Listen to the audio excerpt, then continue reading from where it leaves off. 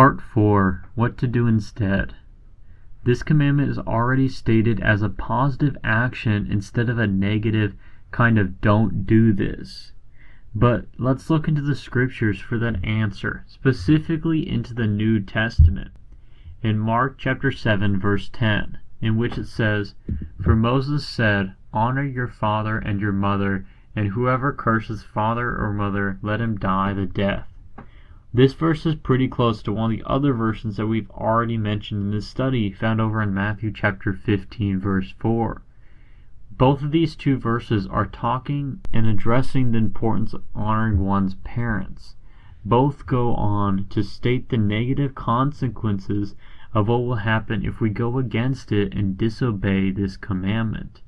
Both start by saying that we need to honor our parents, then finish by saying that if we go against this, that we will die.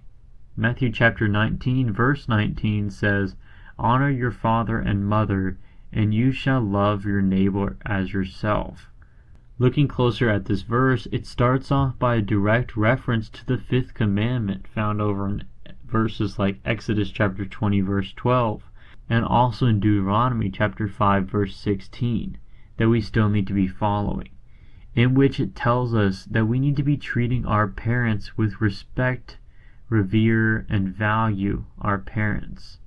When we get to the second half of this verse here, whenever it talks about loving your neighbor, is a direct reference to the Old Testament verses from like over in Leviticus chapter 19 verse 18.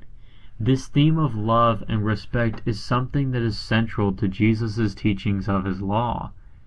The use of this word love, whenever you look at it in Greek, is something that is referred to as a form of selfless, sacrificial love that seeks the best for others. The next word that we need to understand here is neighbor.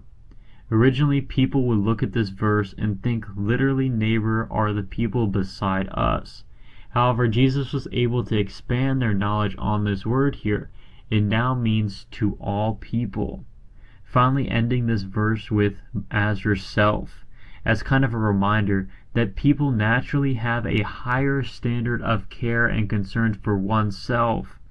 This level of care is something that we need to be spreading to everyone, using Jesus' definition of this word here, neighbor. The reason behind adding all of this to the end of this verse here is to show that if we are treating ourselves with this level of care and respect, then we just need to go a step further by treating everyone with this level of respect. Finally, there is one more step here to take, and that is the level of care and respect for our parents. This is like a pyramid of how we need to be treating others with respect. This commandment is able to capture the essence of the law to emphasize the true righteousness that is able to be demonstrated through the feelings of love and compassion towards others.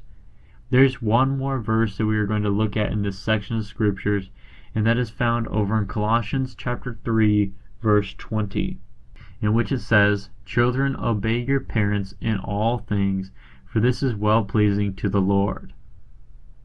This verse also focuses on all of the same things that we have mentioned before. However, the part of this verse that we're going to focus on is at the end of it, this phrase, "for it is well-pleasing to the Lord."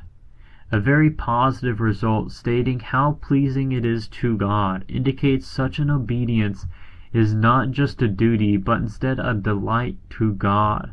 This means that it is acceptable, suggesting that God finds this joy and satisfaction in the obedience of children to their parents.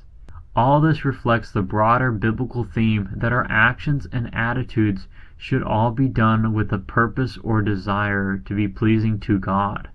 Through verses like over in Romans chapter 12 verse 1, where we are begged to implore and to present ourselves as a living sacrifice, where everything that we are doing is something that is supposed to be holy and pleasing towards God.